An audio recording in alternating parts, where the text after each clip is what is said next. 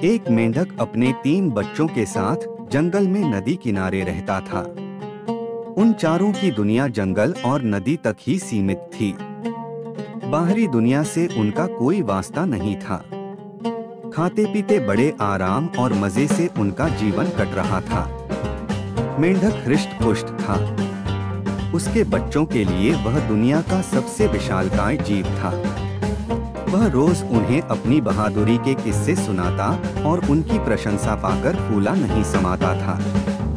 एक दिन मेंढक के 3 बच्चे घूमते घूमते जंगल के पास स्थित एक गांव में पहुंच गए। वहां उनकी दृष्टि एक खेत में चरते हुए बैल पर पड़ी। इतना विशालकाय जीव उन्होंने पहले कभी नहीं देखा था।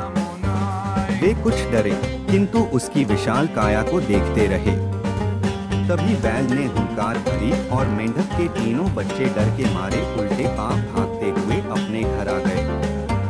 बच्चों को डरा हुआ देखकर जब मेंढक ने कारण पूछा तो उन्होंने विस्तार पूर्वक बैल के बारे में बता दिया। इतना बड़ा जीव हमने आज से पहले कभी नहीं देखा। हमें लगता है दुनिया का सबसे विशालकाय जीव आप नहीं, वह है।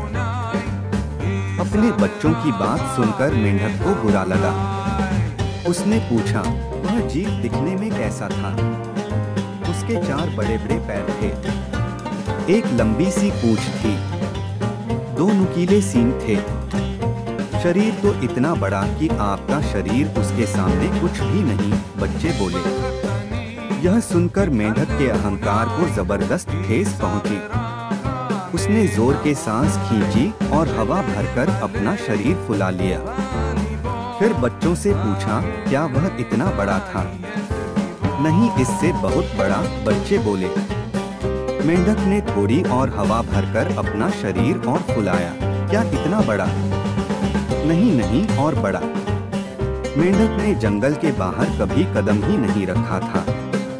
उसे बैल के आकार का अनुमान भी नहीं था, किंतु उसने मानो जिद पकड़ ली थी कि अपने बच्चों के सामने स्वयं को नीचा नहीं दिखाना है।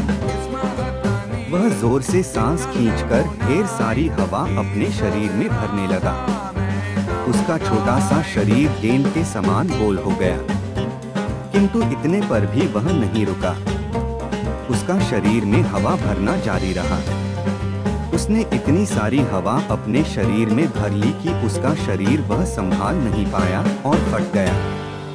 अपने अहंकार में मेंढक के प्राण पखेरु उड़ गए। कहानी की सीख: अहंकार पतन का कारण है।